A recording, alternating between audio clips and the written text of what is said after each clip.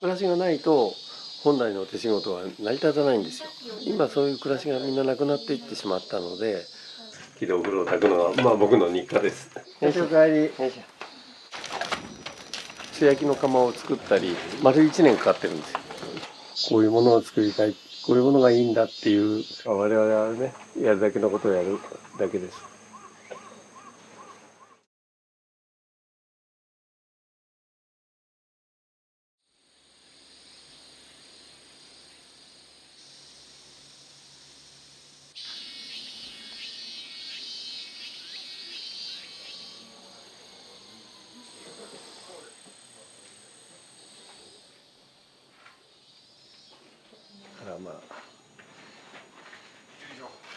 じゃあ私はこれから釜詰めをすればいいな。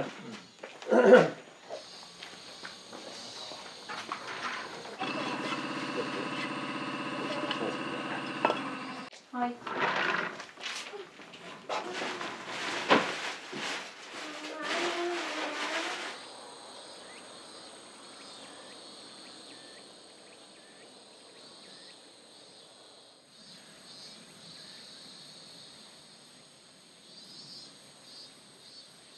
はい、わかりました。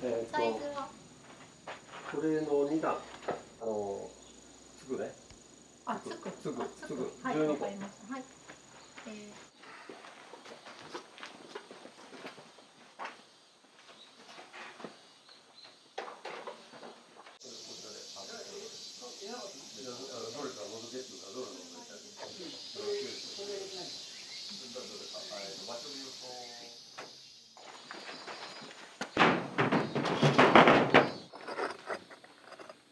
丸1年かかってるんですよ。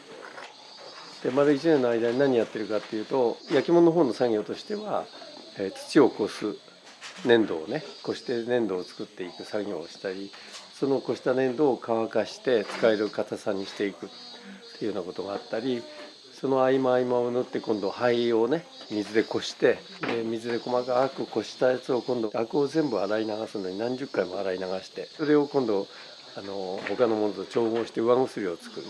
そういうものが全部重なって、その間に今度ものを作っている、ログロをしたり型をしたり成形の作業がありますよね。でそういうのをしてきて、で最終段階で今度素焼きになりますよね。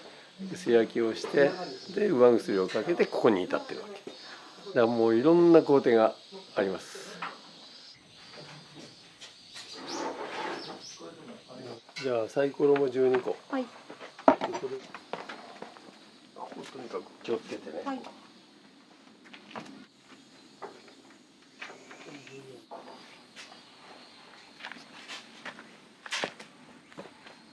水平を取る水平いりません。いりません。はい。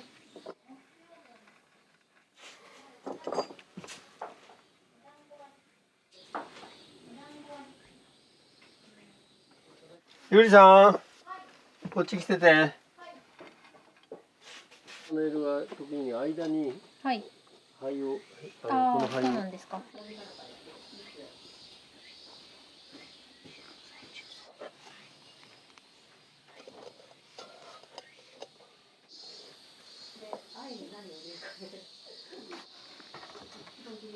はい。くっつかないようにするために、灰を、もみ灰を間に挟んでます。はい。はい。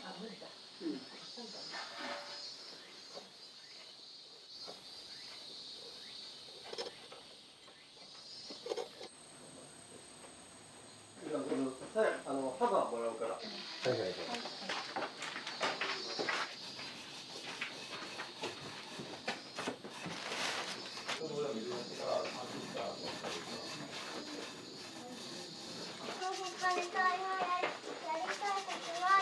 お砂場。今は何をされてるんですか？これはね、縁を剥がして、こういうものが薬かけるときに縁に薬がくっついてるのね。でこうやって焼きますから、その時にこの溶液が溶けてくっついちゃうんですよ。それを取るために今剥がしっていうのをやってます。本当はね、これもう昨日のうちに終わってなきゃいけない。こっちはでもね、今じいたち忙しいから無理やわ。じゃあ家の周り走ってきて。ここいっぱいあるでしょ。ここでこう手で軽く押さえとく。はい。これからね。はい。はい。何でもいいよ。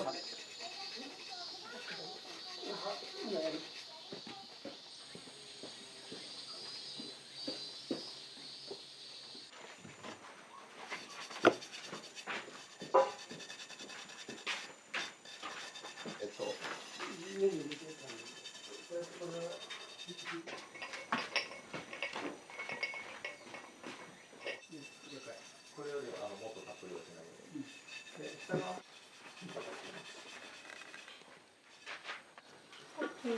のサイズに重ねる形で。そうです。はい。手前の方ね。手前の方。それでいいです。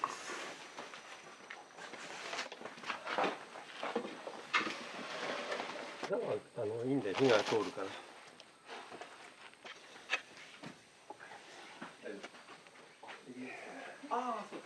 それであと何をやるかな。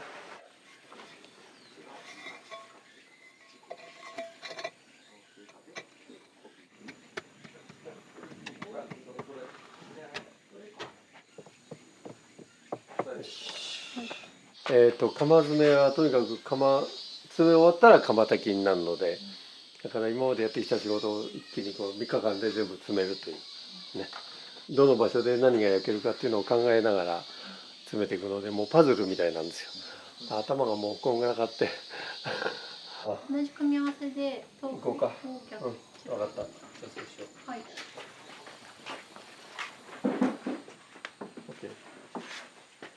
これ逆がいいかな。12個だけ入れたら。はい、OK です。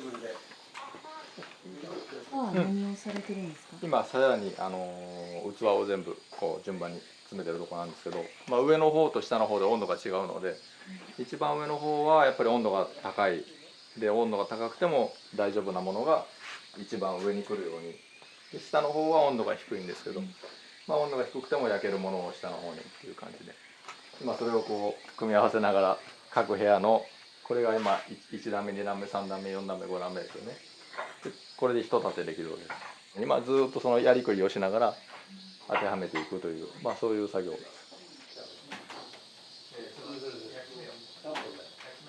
この登り窯を使用されてる、理由っていうのは？登り窯はやっぱりね、結局うちトータルで例えば上薬土をね、粘土を取ってきて自分のところで粘土を作るでしょ。それから上薬も灰を自分たちで作ってそれで上薬作るでしょ。でそういう手間、それからそういうものをじゃあどういうふうに焼いたらその絵が一番きれいに焼けるかっていうのを考えた時にはもう登り窯しかないんですよ。ガス窯なんかで焼いたらそこまで苦労してね下準備してきても結局焼き上がりがなんかつまんないものになっていくので、結局焼き物っていうのは焼き物と言われるように焼くっていうことが一番本当は大事なこと。やっぱり登り窯っていうのが一番自分が作りたいものに一番合ってるっていう最終的にはそういうことなんですけどね。もう一つは象徴的なのはこの仕事場の奥にこれがデンとあるというのは常にこれがね仕事全体を見守ってるの。だから登り窯さんが一番大将みたいな感じ。そういうイメージです僕らは。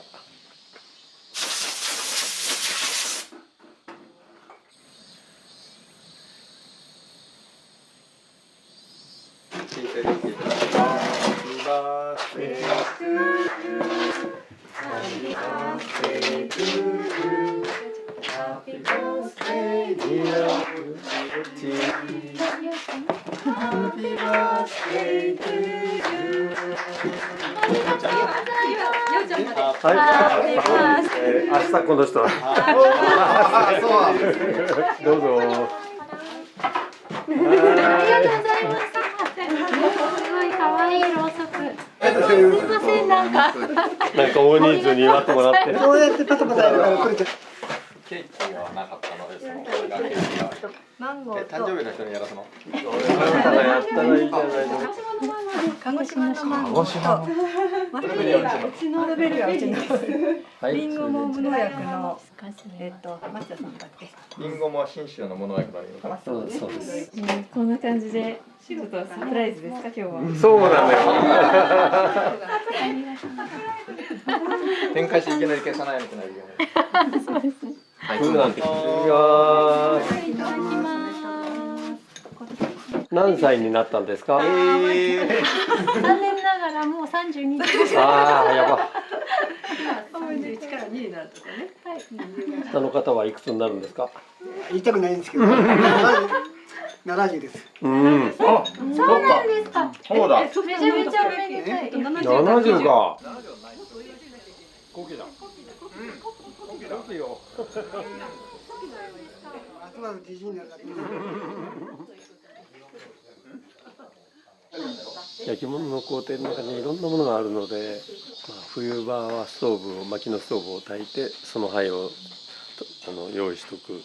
でお風呂は毎日杉の木で焚いているのでその灰も全部準備しておくっていうね。暮らしとも一体ですね。そうです。そういう暮らしがないと本来の手仕事は成り立たないんですよ。で今そういう暮らしがみんななくなっていってしまったので、手仕事自体もそういうものから離れた手仕事になってきてるわけだから、原料屋さんから何かを買ってきて何かをするとか、ね、上薬もできたものを買ってきてお薬かけるとか、長い間人間たちがそういうふうにしてものを作ってきたので、そこからなるべく離れないようにしたいなと思ってやってます。いや大丈夫。いや、これあと一番強いところでいいんだけどね。足が4つ入ったらその愛の子に入るだけ。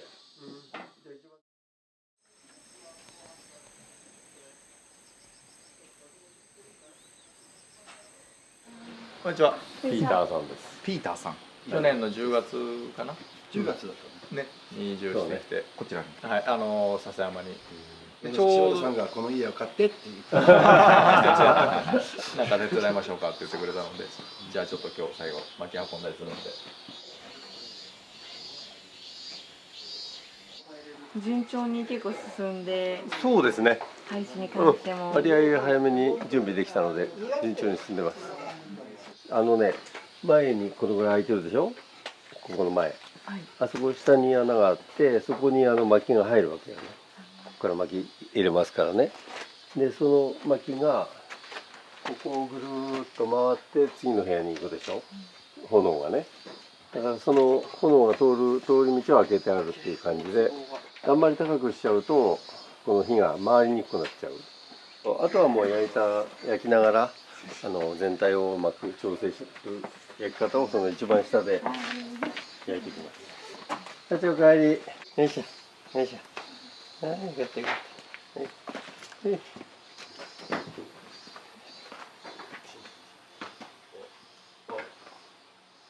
今日はだからここをとにかく詰める。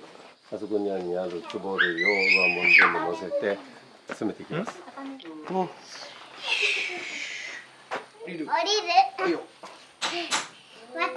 た。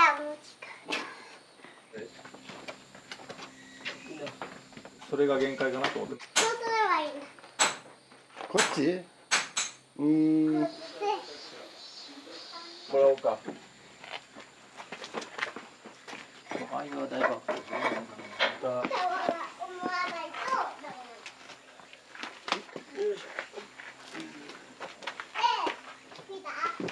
見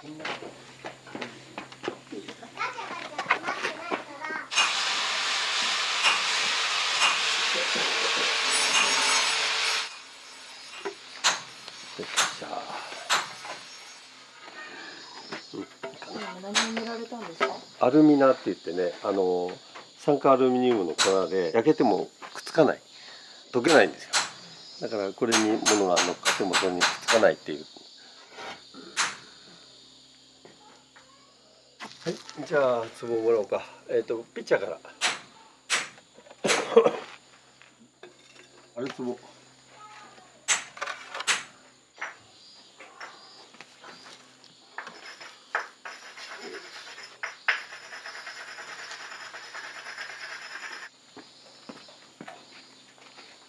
花が夏にはい、分かれてわかりました。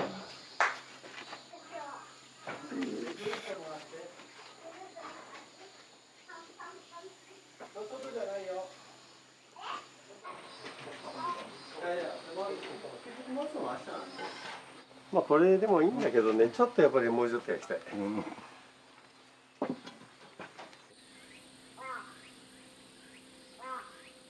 これだけちょっとくっつかない。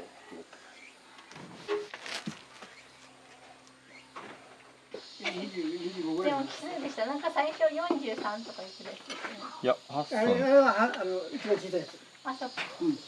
42だとか43だとか。これがもう最後の。もう最後です。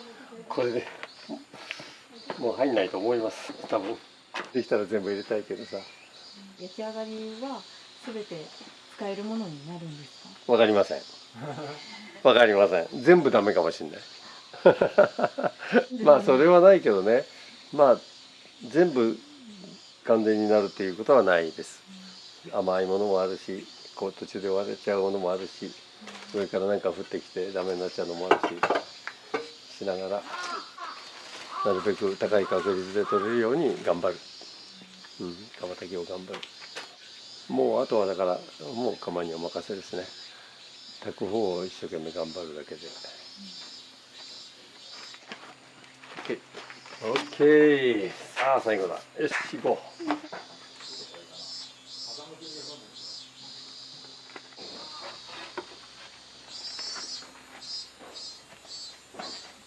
入るね。入る。まだ入るのか。これね、これなんです。これ溶けてこうなってるでしょ。最初立ってるわけ。でこれは10番って言ってだいたい1300度ぐらいの温度で溶けるようになってる。で温度計をうちは使わないので一応これが温度の見る目安。だからこことここの奥にここに入ってます。こことここが10番でこの下のところに9番っていうのが入ってます。9番はだいたい1280度ぐらいで倒れる。だからこことここでちょっと温度差があるんだけどね。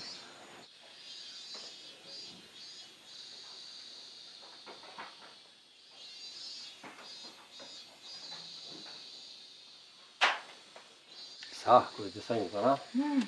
最後かな。入るかな。入るかな。よし。ここだよ。あそこ。うん。よし終わり。ああ。はい。お疲れ様でした。決まりました。よかった。いつもはよし。これ全部片付けて。はい、わかりました。で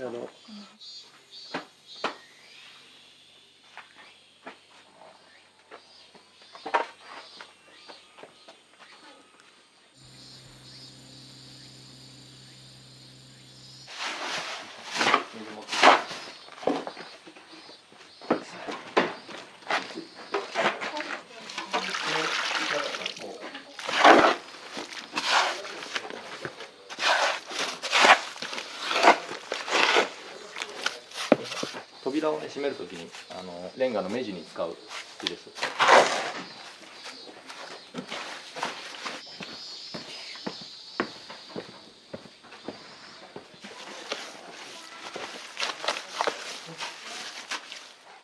もっともっといっぱいね。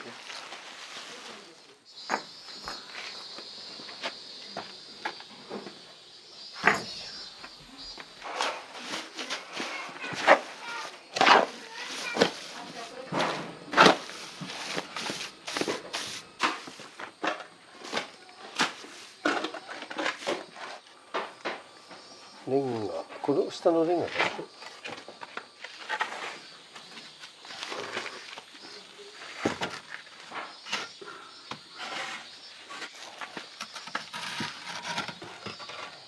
よいしょ。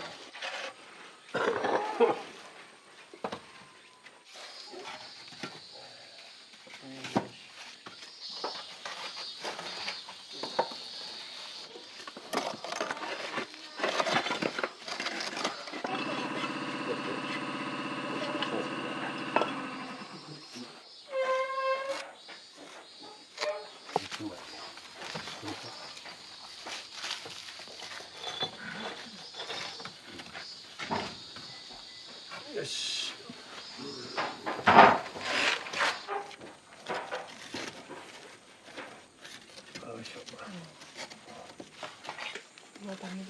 それ最後にしといた方がいいよ、まだ。浅いのじゃなくて、ちょっと足が長い方がいい。これだったらこう使う。ね。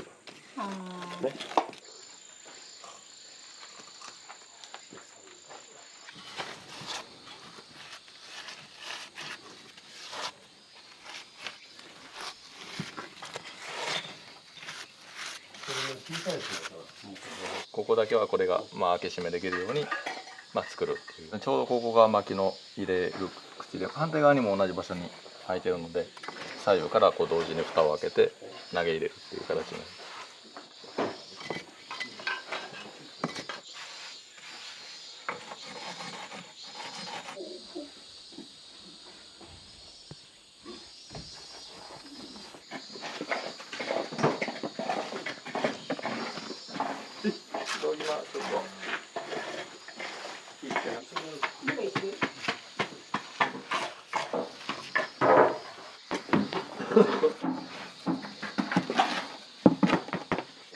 筋目もまた、パズルのように。そうなんだよ。もうその都度ね、外したらまたバラバラになってるから、その都度パズルしながらやっていくの。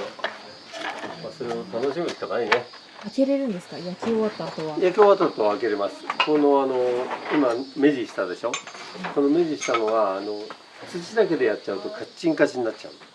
で砂をだいぶ入れてあるので、あんまり粘り気はないのでバサバサ落ちるけど、開ける時はねボロボロボロって取れるんですよ。土を割るようなことはないんだ。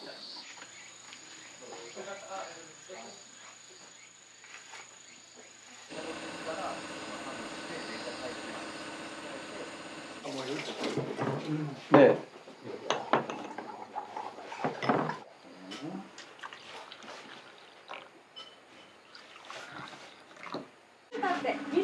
なんだ単なるミルクティーだ。なんか偉いさ、いただきましょう。もうはい。いただきます。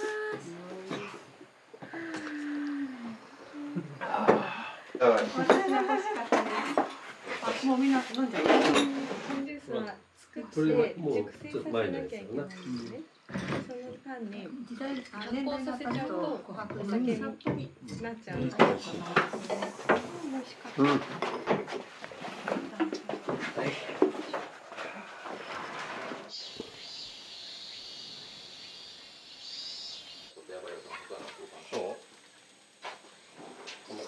潰れねえよ。大丈夫だよ。ああ。無理。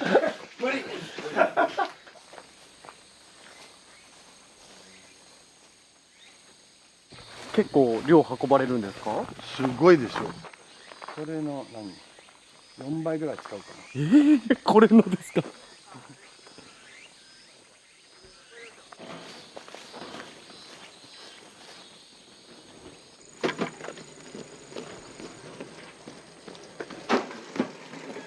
この上でいいですか？はい。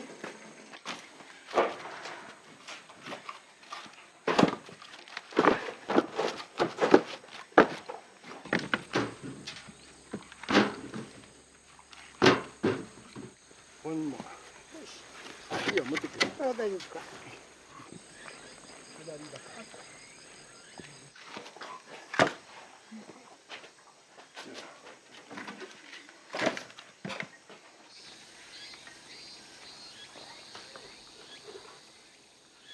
お風呂。お風呂。薪でですか？そうだよ。これが杉の木です。杉の木の薪で、この灰もワ薬になる。杉の木っていうのは鉄分が割合少なくて、割合透明なワ薬になりやすい木でお風呂を炊くのは僕の日課です。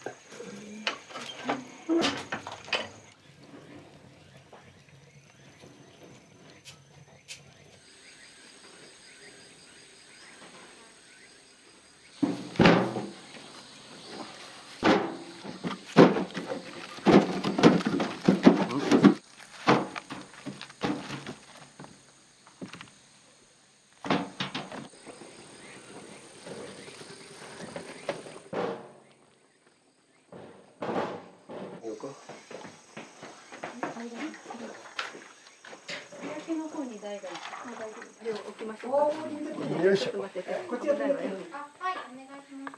この辺に置いたらいいの。これをここに。これは斜めだからさ、台がないから。釜を全部詰め終わって、今度これから釜に火が入りますけど、あとは釜任せでお願いするわけ。ね、火にお願いする。そのために、お塩とお千枚とお酒でお供えして釜の神様にお願いします。他の人は大丈夫だね。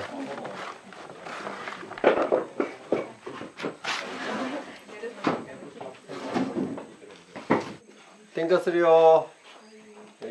持ってきたんだよ。うん。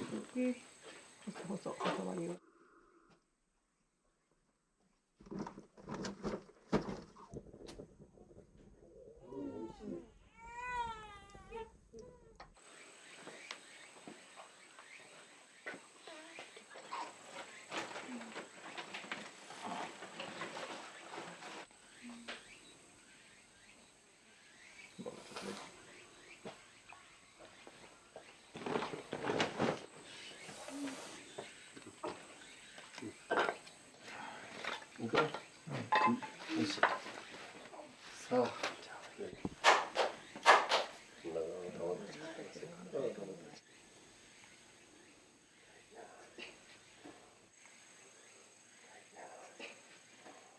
さあ、これでいいかもになるぞ。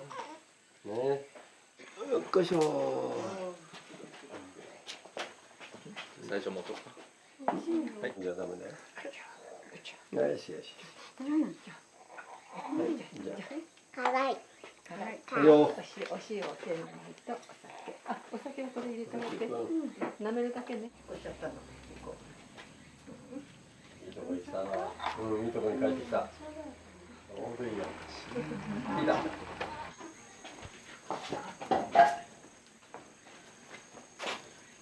なんだこれ。お塩。まずお祈りしてからだけど。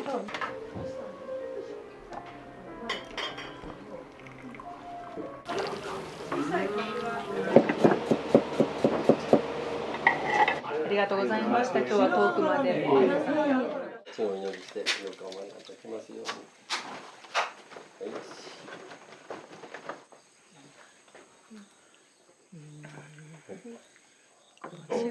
はい。舐めてください。一つまみ。たくさんじゃなくていいよ。はい、ではお千枚、お塩も好きなので、はい、上に持ってください。はい。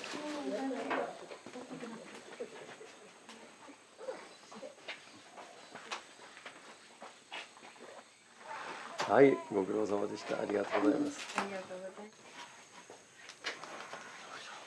す。ああ。さあ。うん。これで、あとはお任せだ。うんうんうん。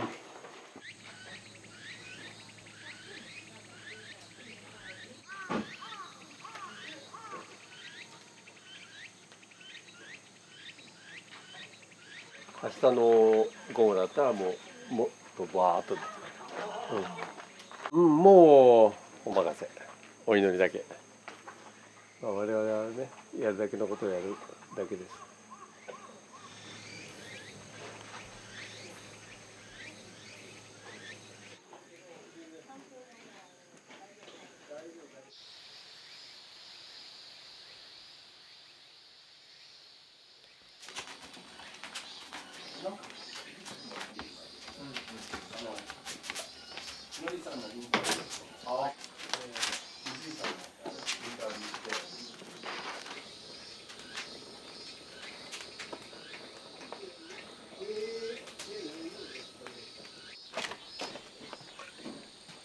ここなんかもう真っ赤っかになって下からの熱でうわこんだけ来てるんですよ。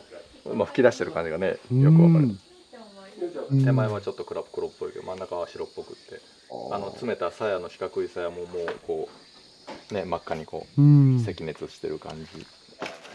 だいぶ距離あるんですけど、下で入れたらこれだけこうもうこうやって。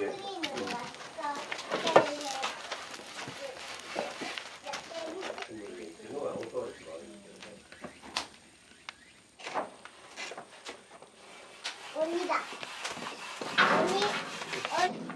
鬼鬼が出たの。怖っ。あそこに見てほらあそこ。おお、本当だ。こっちだけだね。さっちゃん家に鬼が来たな。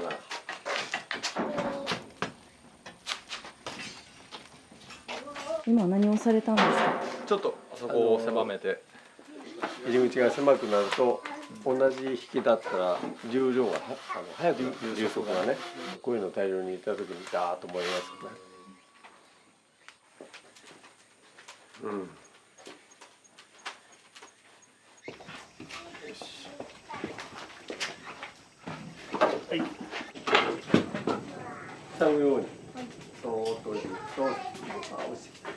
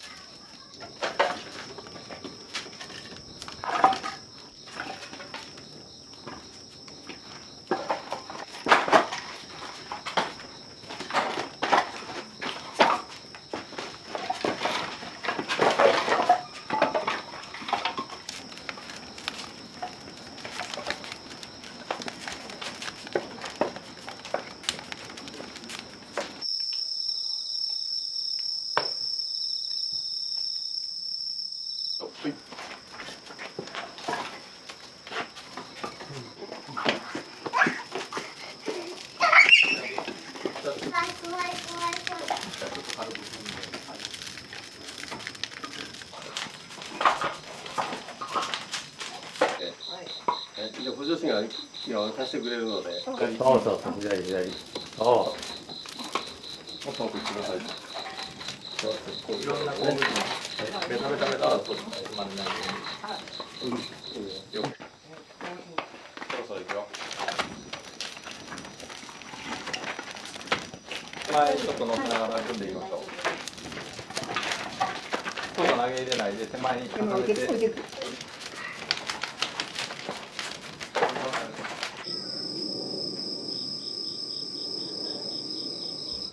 ご無沙汰しております。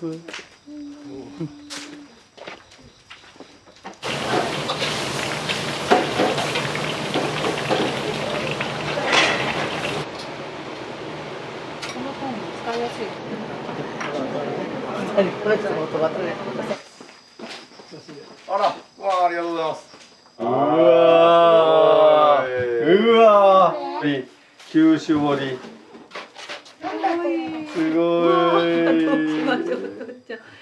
夜食大変だこれ。ああ、これは大変だ。これは大変だ。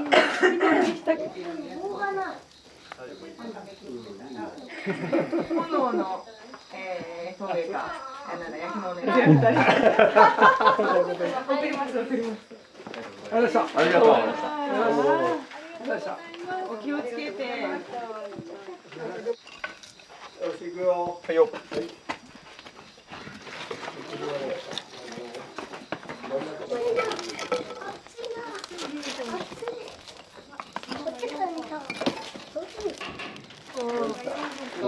これの繰り返しで。そうですね。さっきまでは下でやってて、それでしっかり一の間が焼けてきたので、今一の間に上がってるって感じで、一の間をこれから焼き上げていく。いいですか？いけるかい？はい。いきます。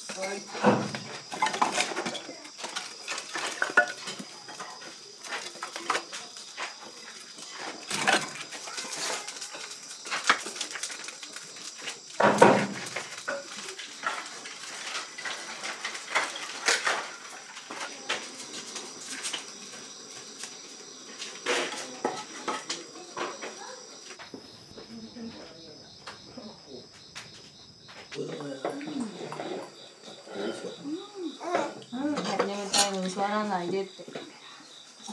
どんどん取ってくださいよ。それはないよ。お皿ある、お皿ある。ちょっと待って。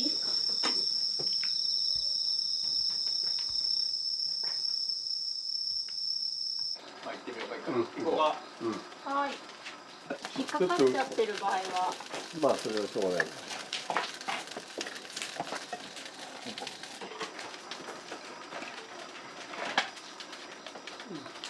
今日避けるようにして縦に入れる。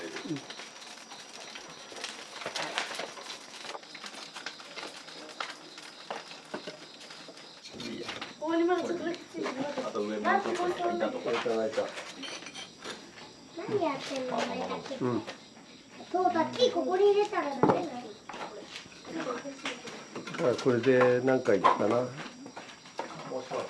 あ10回いくと5足ぐらいで1回切って中の様子を見て、それでまたどうするか。まあそのずっと見てるとちょっと分かりにくいけど、この変化をよく見といて、この感じをまた覚えといて、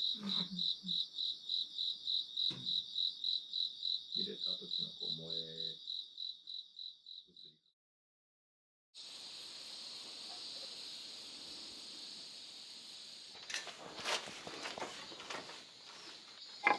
ちょうど二の間が終わったところで、今ここ終わっ今これから三の間です。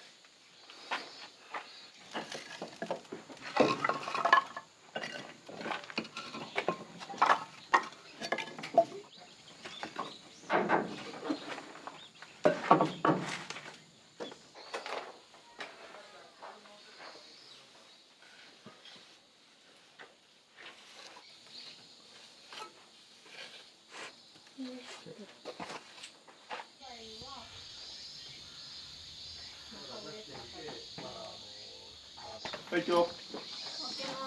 はい。もう昨日からお休みなしですか？そうですね。最後の晩はもうみんなで。夜通し。そうですね。まあ左右ね、最低2人はいるんで、まあちょっとこうサポートがあったりして、大体3人4人ぐらいで一晩中。まあ、最初の1日目はね、交代で休めますけど。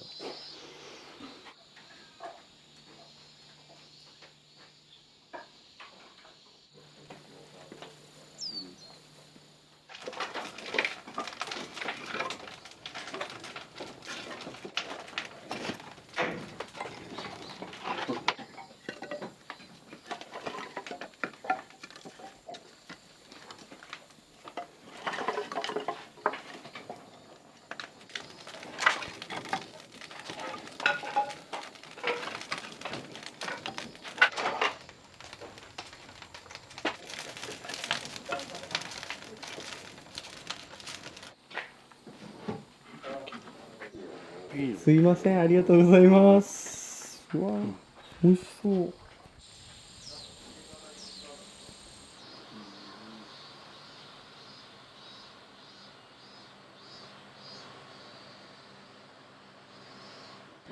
コーヒーに合うね。うん。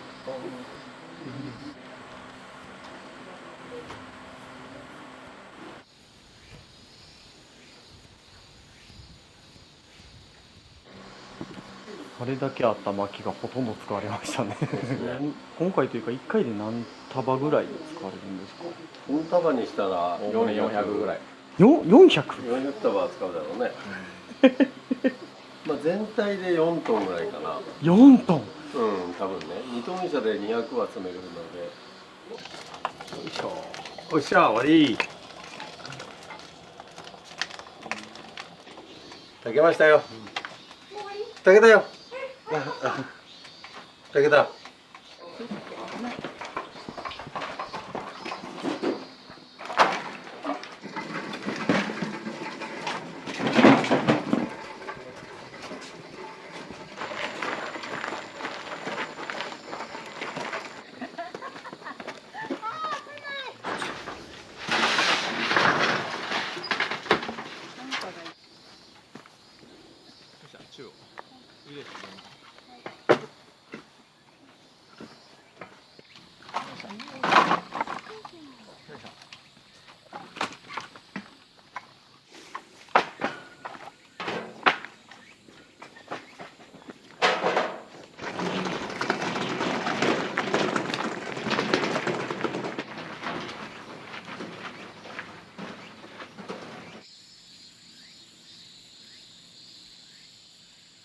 疲れ様です。お疲れ様です。これであとはもう釜出しまで3日間冷まして待つっていう感じですね。どんな風に焼けてるか。楽しみですね。そうですね、本当にね、ワクワクしながら、ちょっとドキドキしながら。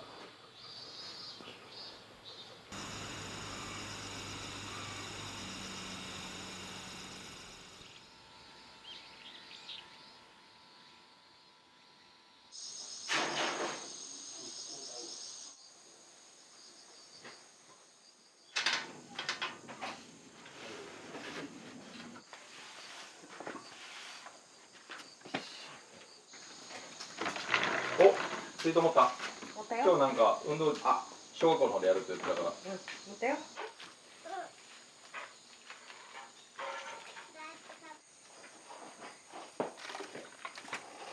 通り入り口だから。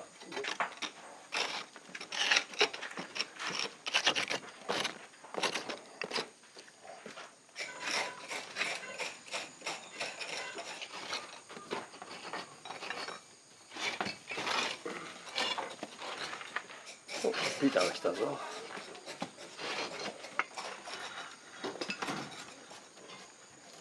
おはよう。おはよう。こんな風になってます。なんか全然違うでしょ。全然違いますね。こういう感じですよ。そうそうそうそう。よいしょ。よいしょ。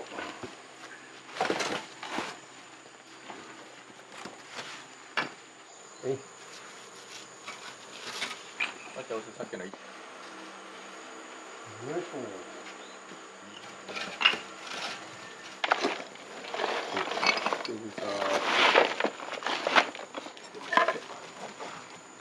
こんな感じだよね。はい。しっかり熱が入ったっていうことですか？そうですね。一応1300をこう表示しているという基準ですけどね。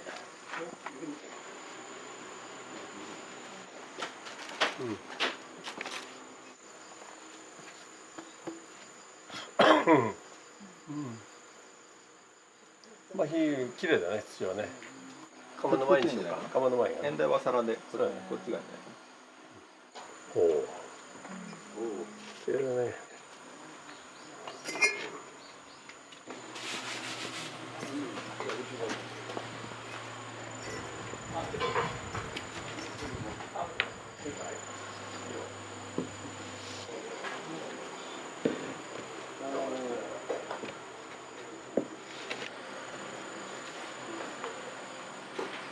綺麗だぞ。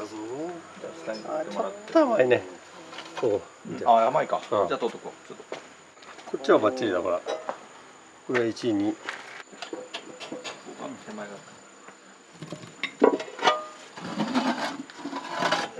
っしょ。あの辺の地べたに魚を向けといて。うん。何もしかない。しかなくていい。いいじゃん。でこういうの場合は皿があるから。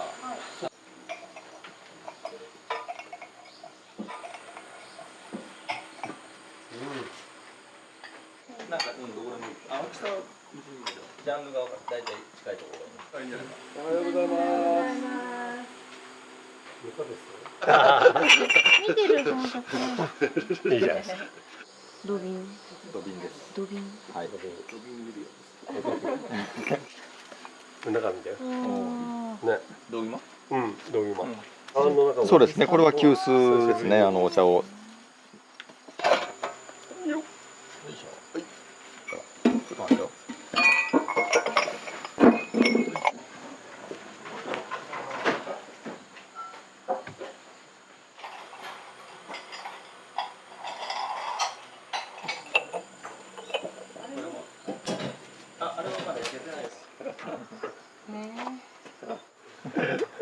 見せてもなんかちょっとおらってもいいですか？ばあさんみたいだけど。あ、これさっちゃんですか？はい。はい。ありがとうございます。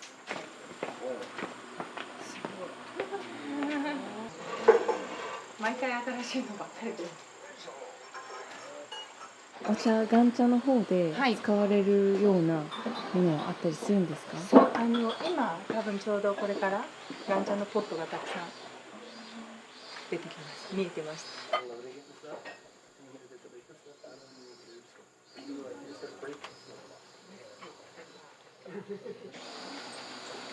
何でしょうか。何でしょうか。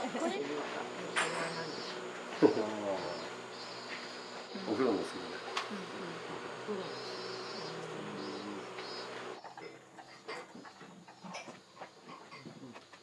よいしょ。先に皿出しましょう。皿、はい、お願いします。あとはみんながこれはまた違うけどまあよし。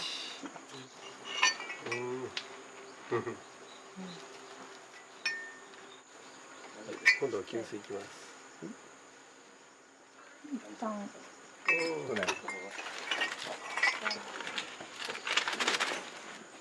かわいい。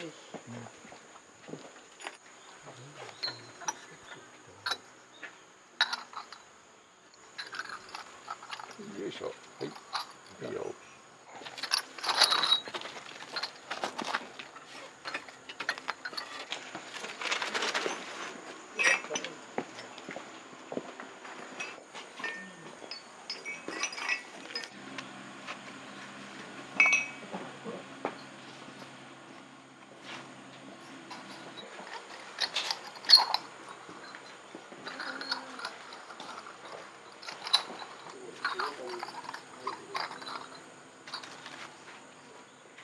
あれのとこ誰だっけ、シネマのとこバケツの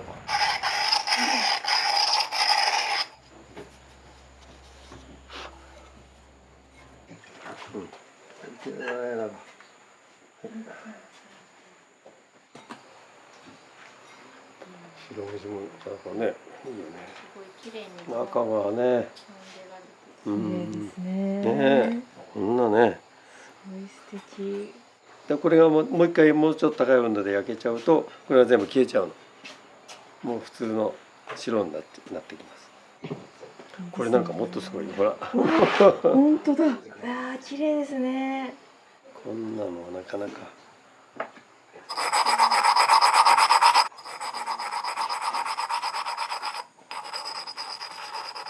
もらいましょうか。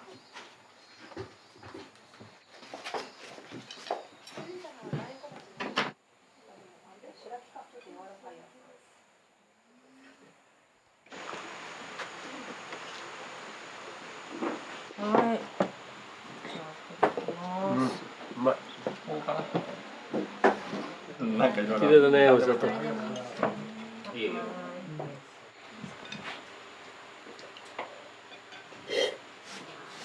うん。うん。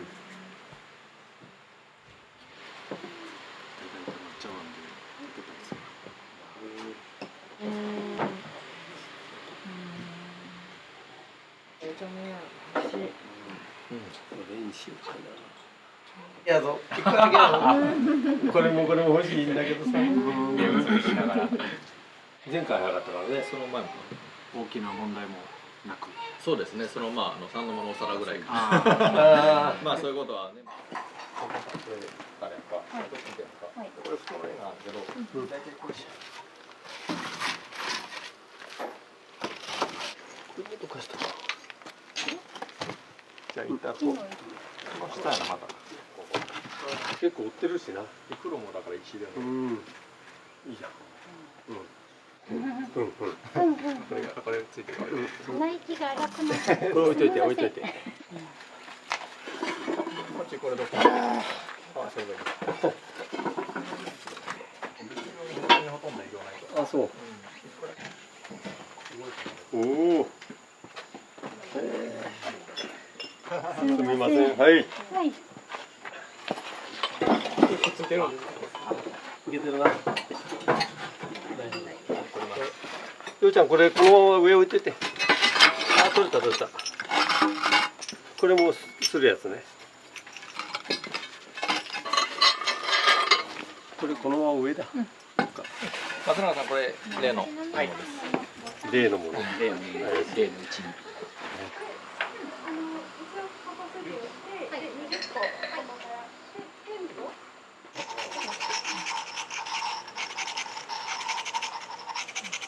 まあでもちょっと形としてちょっ弱い。と弱い。そうね。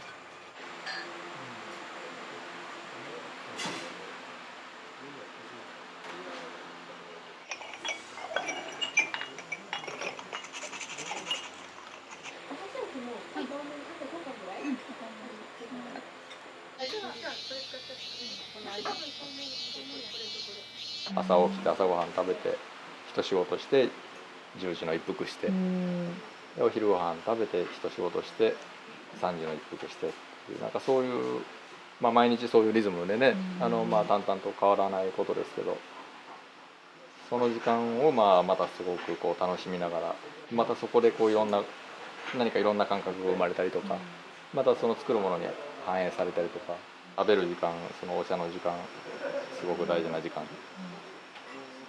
本当にいろいろ手が回るのであれば、例えばもう野菜も自分たちで作ってお米も自分たちで作って、まあ、そういうことができたらね、もっともっと多分幸せでしょうけど、まあそれはできる範囲の限りがあるので。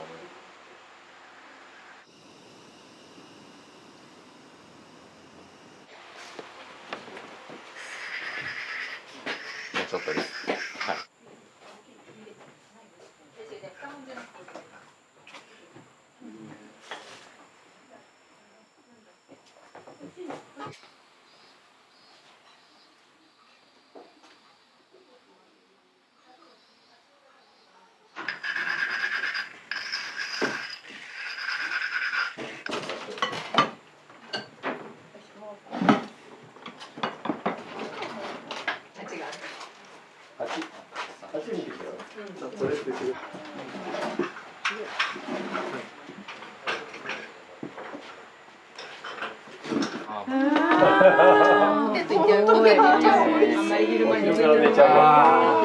もう寝ようか。もう寝るわこれ。は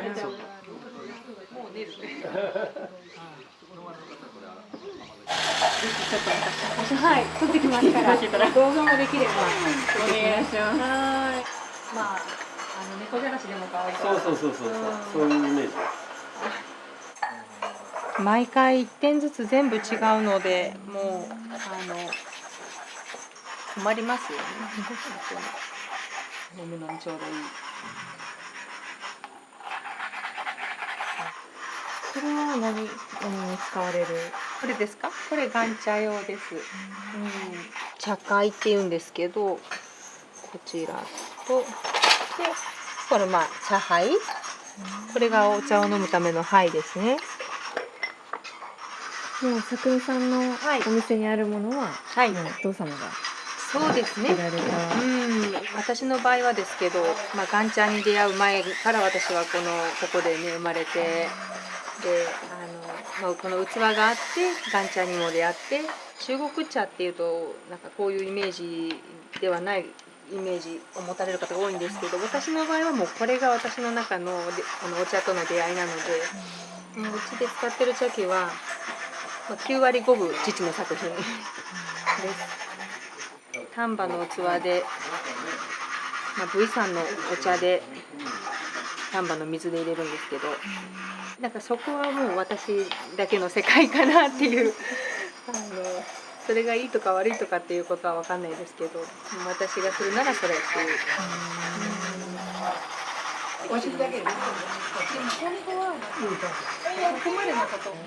でこれがまあ11月の3日。そうです。はい。今回はコラボで。そうです。ピーマンさんがやっぱりなんか岩茶に最初に反応してくださって、15、6年前、岩茶っていうお茶をやる人がいるっていうところで、ロアンさんっていう今度も一緒にやってくれるロアンさんから紹介された時に、丹波の笹山の土地がすごい好きだから、もうそこでやりたいって言ってくれたのがコラボの最初きっかけなので、なんかキャパシティがちょっとギリギリって感じなんですけど、でも皆さん喜んで予約してくださってるので楽しみです。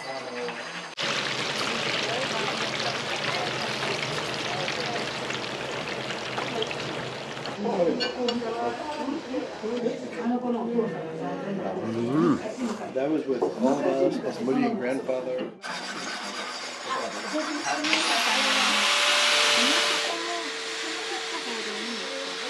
うん。